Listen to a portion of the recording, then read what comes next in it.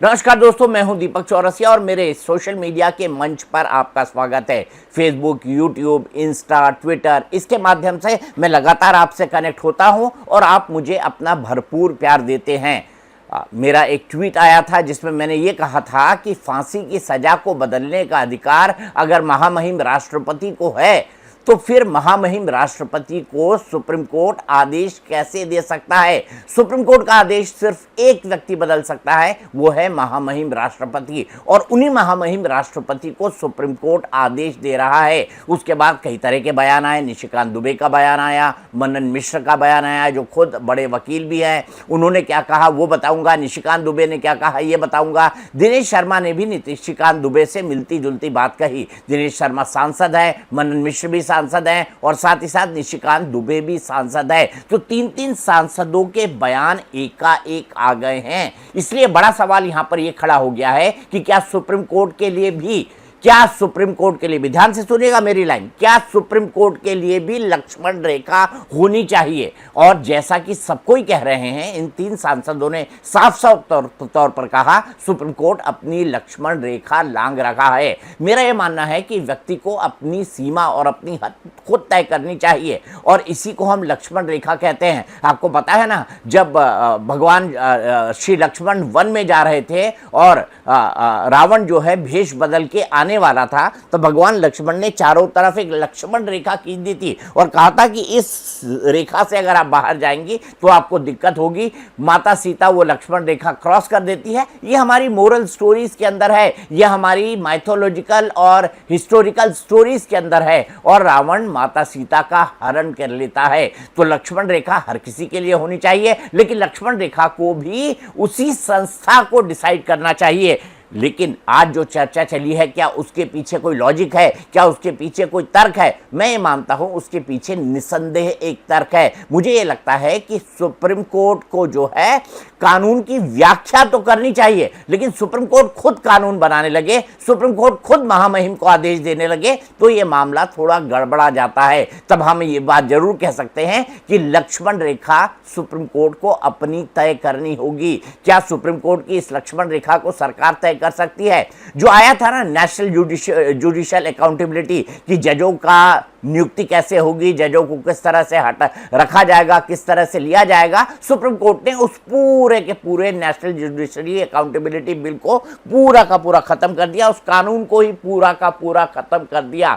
तो जब अपने पे आई तो सुप्रीम कोर्ट ने क्या उस लक्ष्मण रेखा को रखा या लक्ष्मण रेखा को माना? इस पर आप विचार करिए। देखिए, कानून बनाने का काम सुप्रीम कोर्ट का नहीं है, कानून बनाने का काम संसद का है, कानून बनाने का काम विधानसभा का है, कानून बनाने का काम विधान परिषद का है। और ऐसे में अगर सुप्रीम कोर्ट कानून बनाने लगेगा या कानूनों का इंटरप्रिटेशन कुछ इस ढंग से करेगा कि अपने हिसाब से मनमाने ढंग से कानून को ऊपर नीचे कर देगा या कानून की कुछ धाराओं में या कानून के कुछ अनुच्छेद के अंदर परिवर्तन कर देगा, तो ये कहा जा सकता है कि सुप्रीम कोर्ट अपनी इस जो लक्ष्मण रेखा है इसको लांघ रहा है। मैं बताऊंगा, निशिकांत दुबे ने बड़ी बातें कही है। निशिकांत दुबे ने सुप्रीम कोर्ट को आड़े हाथों लिया है और ये पूरा मामला शुरू कैसे हुआ? ये निशिकांत दुबे के ट्वीट से शुरू हुआ। मैं वो ट्वीट भी आपको बताता हूं। मैं ट्वीट में आपको ये बताता हूं कि इसी ट्वीट के आधार पर निशिकांत दुबे जो है उनसे एएनआई बात करने गया, एक न्यूज एजेंसी एएनआई, और उसके बाद निशिकांत दुबे ने काफी विस्फोटक बात सुप्रीम कोर्ट के बारे में कही है। निशिकांत दुबे ने क्या कहा अपने इस ट्वीट में? ये कल उन्होंने 8:51 पर ट्वीट किया है 19 अप्रैल को, और इस पर लगभग 1 मिलियन के आसपास इंप्रेशंस हैं। अभी मेरे ख्याल से और ज्यादा हो गए होंगे। कानून यदि सुप्रीम कोर्ट ही बनाएगा तो संसद भवन बंद कर देना चाहिए। अब लॉजिक के तौर पर यह बात एक तरह से अवमानना भी दिखाई देती है सुप्रीम कोर्ट की कि आप सुप्रीम कोर्ट की तरफ इतनी नकारात्मक टिप्पणी कैसे कर सकते हैं। लेकिन यह बात एक कंस्ट्रक्टिव क्रिटिसिज्म के तौर पर भी ली जा सकती है कि क्या समय आ गया है जब सुप्रीम कोर्ट अपनी लक्ष्मण रेखा को डिफाइन करे। आजकल हो क्या रहा है, जिसको लेकर मेरी कई लॉयर से बात हुई, संविधान कानून अगर कोई सुप्रीम कोर्ट ने बनाया है तो उसकी व्याख्या करने का अधिकार किसको है? उसकी व्याख्या करने का अधिकार 5 जजों की संवैधानिक बेंच को है। लेकिन अब तो 2 जज, 3 जज और 2 जज जो है किसको ऑर्डर दे देते हैं? महामहिम राष्ट्रपति को ऑर्डर दे देते हैं। तो ये सिचुएशन बड़ी बिजार है। ये सिचुएशन जो है वो आने वाले समय में क्या किसी तरह का कोई संकट खड़ी कर सकती है, और क्या सुप्रीम कोर्ट इस पूरे मामले में किसी तरह का कोई कोर्स करेक्शन करेगा। हालांकि निशिकांत दुबे, मनन मिश्रा और दिनेश शर्मा की बातों से बीजेपी ने पल्ला झाड़ लिया है। बीजेपी ने क्या कहा है मैं विस्तार से बताऊंगा, लेकिन उससे पहले आप ये समझ लीजिए कि कोई बात नहीं, हम सुप्रीम कोर्ट के निर्णय से सहमत ना हो, असहमत हो, उसकी आलोचना कर सकते हैं, उसके बारे में टिप्पणी कर सकते हैं, उसके बारे में जो है व्यापक बहस कर सकते हैं। तो मेरे ख्याल से देश में अब इस बात पर बहस होनी चाहिए कि क्या सुप्रीम कोर्ट की भी लक्ष्मण रेखा तय हो, और क्या सुप्रीम कोर्ट को अपनी लक्ष्मण रेखा तय करनी चाहिए या नहीं। देश पर इस बारे में पूरी बहस होनी चाहिए। आइए सबसे पहले देखते हैं निशिकांत दुबे ने क्या कहा, उस पर भारतीय जनता पार्टी का क्या रिएक्शन है, उसके बाद लोगों ने किस किस तरह के रिएक्शन दिए, अपोजिशन पार्टीज ने किस तरीके से निशिकांत दुबे को आड़े हाथों लिया, सब बात हम करेंगे। जो अपॉइंटिंग अथॉरिटी है उसको आप निर्देश कैसे दे सकते हैं? भारत के चीफ जस्टिस का अपॉइंटमेंट भारत का राष्ट्रपति करता है। इस देश का कानून भारत का पार्लियामेंट बनाता है, उस पार्लियामेंट को आप डिक्टेट करेंगे? यहां पूरा जजमेंट लिखा हुआ है कि राष्ट्रपति का क्या अधिकार है, उपराष्ट्रपति का क्या अधिकार है, प्रधानमंत्री का क्या अधिकार है, हमारे पार्लियामेंट का क्या अधिकार है, हमारे सुप्रीम कोर्ट का क्या अधिकार है, हाई कोर्ट का अधिकार है। जब सब कुछ लिखत पढ़त में है तो तुम नया कानून कैसे बना दिया? 3 महीना कहां से लेके आ गए? इस देश में जितने गृह युद्ध हो रहे हैं उसके जिम्मेवार केवल यहां के chief justice of India Sanjeev Khanna साहब हैं।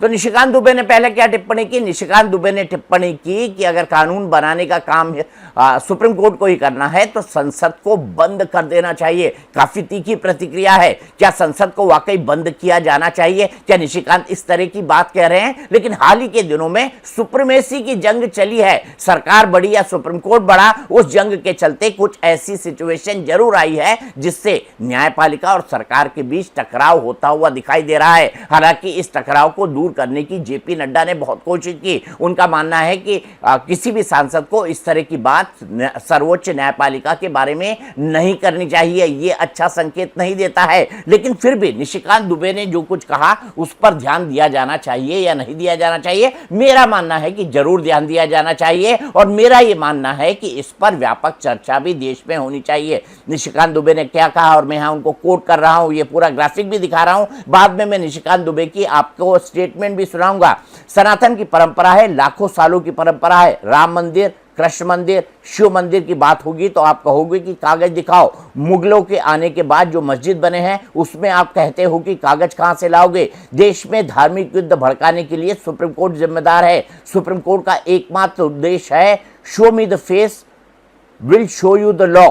सुप्रीम कोर्ट अपनी सीमा से बाहर जा रहा है। सुप्रीम कोर्ट की सीमा यह है कि भारत का संविधान जिस कानून को बनाए उस कानून की उसे व्याख्या करनी है। यदि वो व्याख्या नहीं कर सकता और सब कुछ के लिए सुप्रीम कोर्ट जाना है तो संसद और विधानसभा का कोई मतलब नहीं है, इसे बंद कर देना चाहिए। इस देश में जितने गृह युद्ध हो रहे हैं उसके जिम्मेदार केवल chief justice of India Sanjeev Khanna साहब हैं।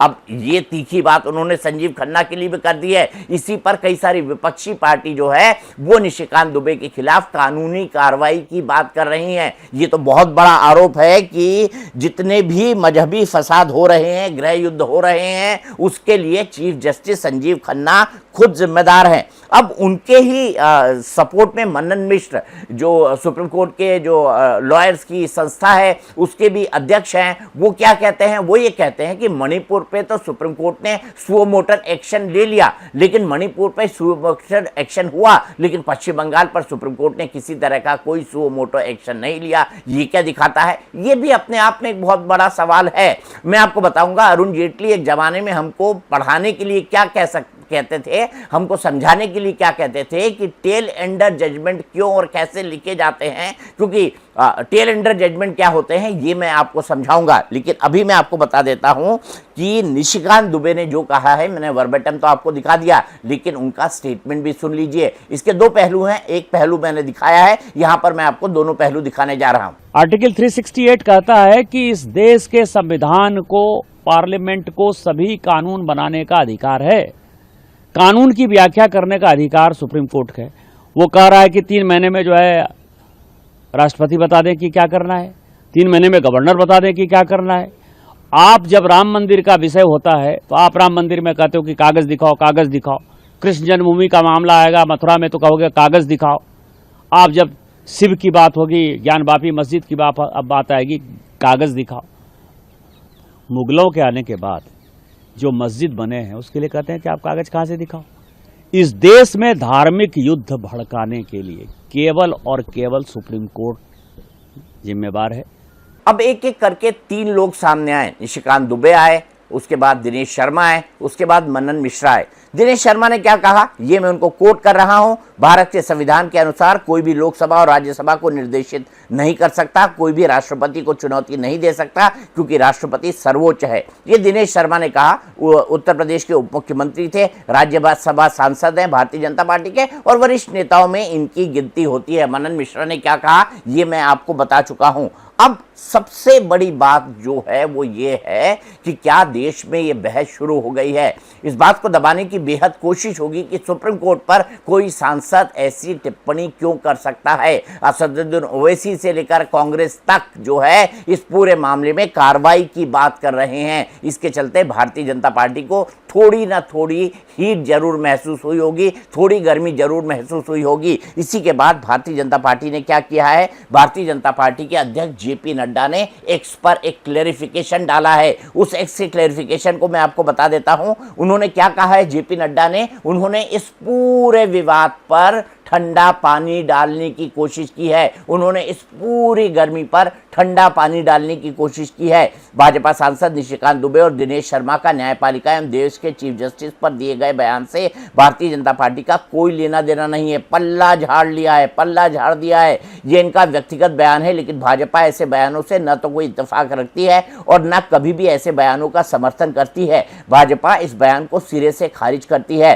भारतीय जनता पार्टी ने सदैव ही न्यायपालिका का सम्मान किया है, उनके आदेशों और सुझावों को शहर स्वीकारा है, क्योंकि एक पार्टी के नाते हमारा मानना है कि सर्वोच्च न्यायालय सहित देश की सभी अदालतें हमारे लोकतंत्र का अभिन्न अंग हैं तथा संविधान के संरक्षण का मजबूत आधार स्तंभ है। मैंने इन दोनों को और सभी को ऐसे बयान न देने के लिए निर्देशित किया है। अब जेपी नड्डा ये बात कह तो गए, उन्होंने इस पूरे विवाद पर ठंडा पानी डालने की कोशिश भी की, लेकिन क्या जो सवाल उठे हैं वो जायज नहीं है?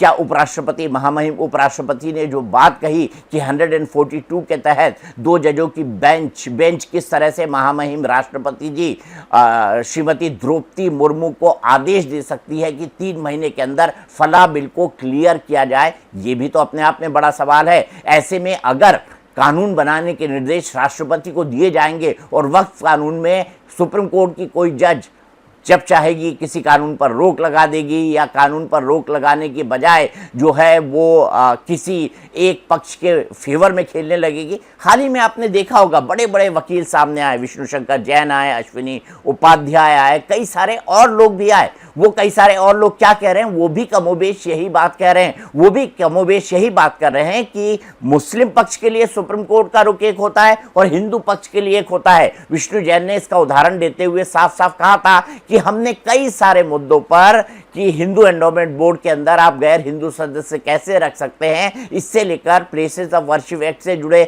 जो छोटे छोटे इंडिविजुअल मामले थे, उन मामलों को हम बार बार सुप्रीम कोर्ट ले गए, लेकिन सुप्रीम कोर्ट ने कहा हम सीधे कैसे सुन ले, आप हाई कोर्ट जाइए। ऐसी कई सारी पिटीशंस हाई कोर्ट के अंदर पेंडिंग है, इनका निपटारा नहीं हुआ है। लेकिन जैसे ही कोई मुस्लिम पक्ष आता है तो आप उस पिटीशन को तुरंत सुन लेते हैं। विष्णु जैन ने कहा कि इस बारे में वो अदालत के सामने अपनी जो राय है और अपनी जो चिंता है और साथ ही साथ उन्हें जो बात ठीक नहीं लगी है उसको रखेंगे। अश्विनी उपाध्याय भी कमोबेश यही बात कर रहे हैं। अगर सुप्रीम कोर्ट के अंदर सरकार ने यह नहीं कहा था, सुप्रीम कोर्ट ने स्टे नहीं दिया है, बिल्कुल स्टे नहीं दिया है, कानून पर स्टे नहीं दिया है, वक्फ कानून पर, लेकिन उसके कुछ प्रावधानों को लेकर उनको लागू करने के लिए 5 मई तक सरकार से एक एश्योरेंस या सरकार से एक सहमति ले ली है कि वक्फ बाय यूजर को लेकर या डीनोटिफाई करने को लेकर इन तमाम चीज़ों पर या वक्फ में नई नियुक्तियां ये 5 मई तक नहीं की जाएंगी। लेकिन आप अगर ये मान के चल रहे हैं कि